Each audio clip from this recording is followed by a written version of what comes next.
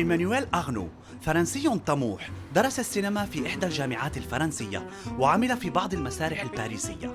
وكما معظم الشباب الفرنسي كان طموحه الوصول إلى هوليوود، لكن الحظ لم يحالفه، فانتهت به الرحلة الأمريكية في نيويورك التي عاش فيها بضع سنوات.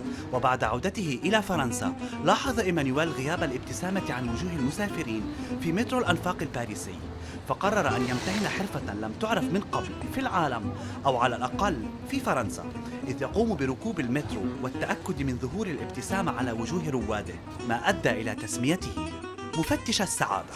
Messieurs, dames, bonjour. Avant de descendre dans le métro, je me présente, contrôleur du bonheur. Et à votre tour, j'aimerais que vous me présentiez vos sourires.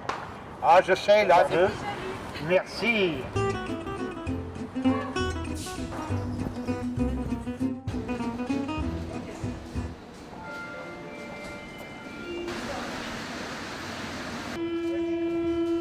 Bon, on va voir un peu comment l'humeur du jour se passe ici. Déjà là j'ai un premier beau sourire. Je trouve que le métro est quand même un laboratoire humain assez intéressant. C'est un vrai thermomètre sociologique. C'est vrai qu'en se trempant dedans, on peut sentir l'humeur, les ambiances, comment se sentent les gens en règle générale.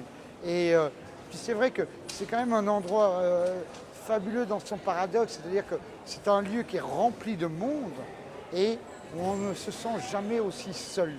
C'est vrai que les gens souffrent pour beaucoup, d'une grande solitude.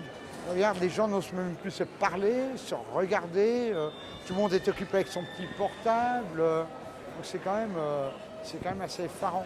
Un jour, ça m'est arrivé comme ça, je me suis levé de mon siège, j'ai voulu un peu secouer tout ça, secouer ce prunier.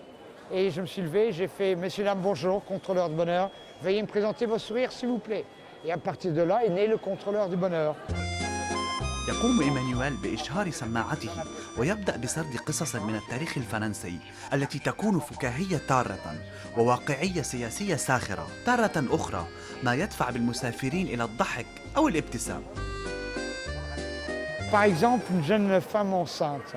J'avais fait applaudir toute la rame pour elle, parce que souvent je fais applaudir donc, les rames entières. Ben, pas pour moi, parce que ça arrive spontanément, sans que je le demande, donc à croire que je dois être doué. Mais je fais applaudir pour le sourire des enfants, petits magiciens, petites fées.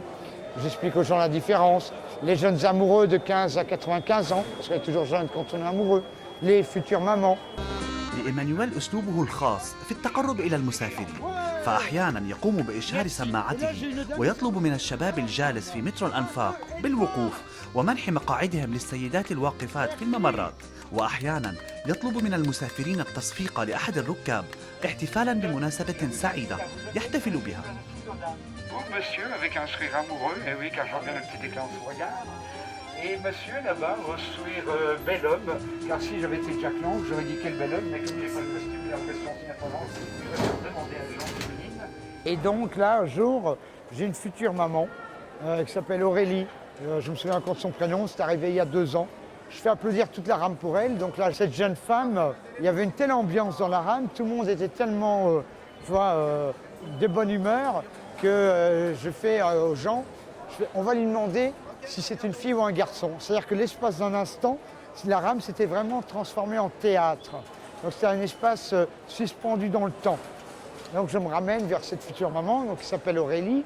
Et je fais « Chère Aurélie, ça vous dérange de me dire si ce sera une fille ou un garçon ?» Elle fait « Non, pas du tout, ce sera une fille et c'est dans 3 mois. » Et là, je me retourne vers les gens en faisant comme si on était de la famille qui attendons dans la clinique et je fais « Et c'est une fille !» Et puis tout le monde spontanément, sans que je demande rien, fait « Ouais !» Avec les gens qui ne sont pas vraiment enclins à sourire au départ, j'essaie de leur faire changer ça. Donc à quand même essayer de leur tirer un sourire. Même si c'est un sourire faux cul, si cette personne ne veut toujours pas sourire, et bien dans ce cas-là, là je l'allume devant tout le monde. Je le déclare atteint de bougonnerie. Veuillez me présenter vos sourires, s'il vous plaît. Et oui, je sais, la démarche peut sembler extravagante, désopiante ou même désuète au regard de certains. Mais comme vous voyez, ça existe, un contrôleur de bonheur. J'en suis la preuve vivante.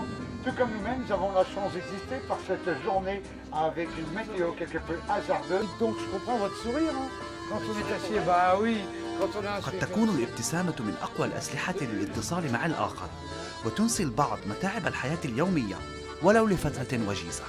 خاص لبرنامج محطات ليث بزاري العربية.